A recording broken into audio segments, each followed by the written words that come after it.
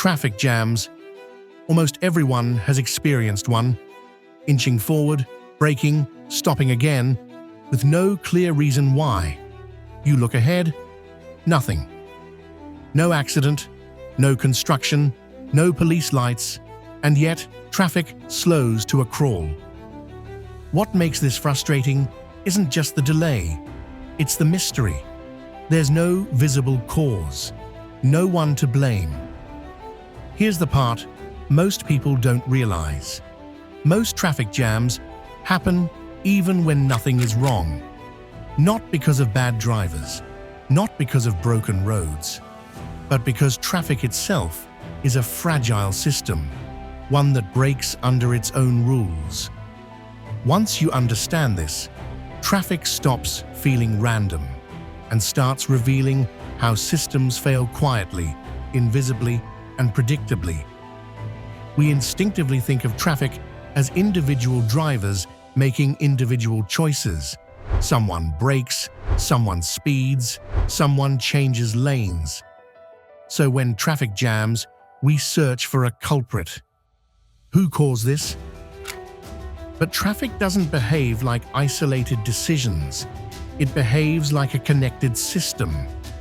Each driver responds only to the car in front of them, not the whole road, not the broader flow, just one moving reference point.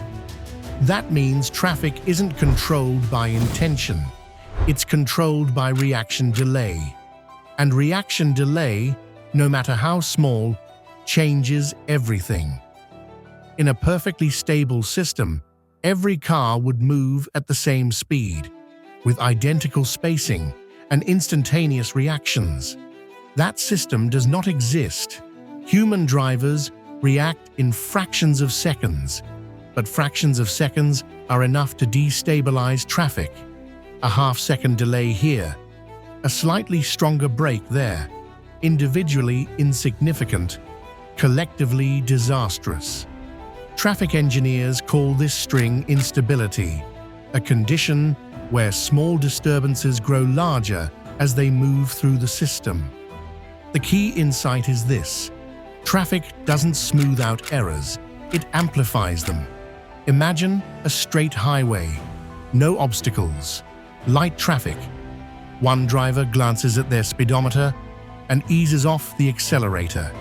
The car behind notices a moment later and brakes just a little more to stay safe. The next car reacts later still, braking harder.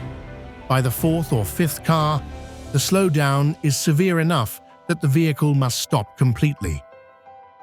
No one intended to cause a jam. No one made a reckless decision.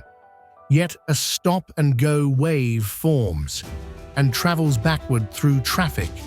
This is known as a traffic shockwave.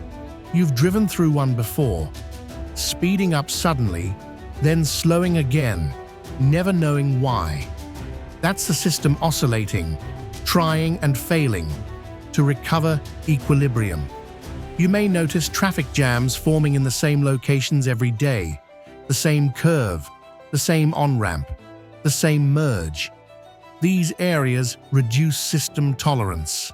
When cars are forced closer together or required to change speed suddenly, even small reaction delays push traffic past its stability threshold.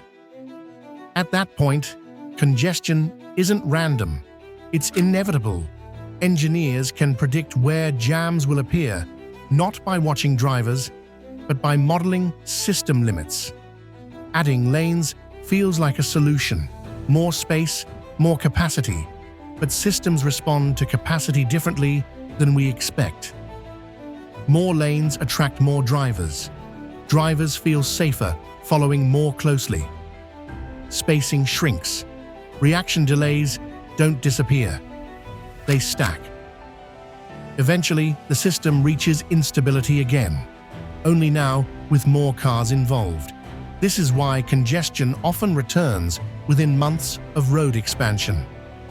The system adapts and then breaks again. Traffic jams aren't caused by chaos. They emerge from order, pushed slightly too far. A tiny delay, a small break, a system operating at its limit. Once you see traffic this way, you start noticing the same pattern everywhere, in markets, in crowds, in networks. This is how traffic systems function and how they break